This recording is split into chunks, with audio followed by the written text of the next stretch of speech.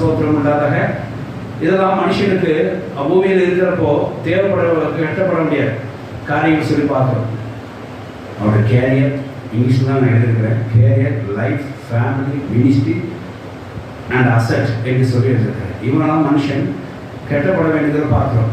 அதுக்காக அந்த மனுஷன் என்ன செய்கிறான்னா, இதில் ஏதாவது நம்மளால் முயற்சி கொண்டே இருக்கிறான், பிரயாசப்பட்டு கொண்டு இருக்கிறான்.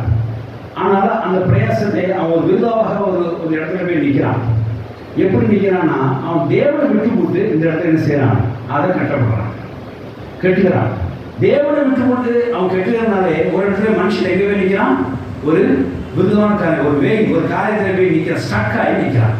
இந்த வசனம் என்ன சொல்றது, கரெக்டான டைரக்ட் பண்ணுது. நீ தனியா பிரயாசப்பட்டு ஒன்றும் செய்யாத, நீ விருதாக உன் பிரயாசம் விருதுங்கிறார்.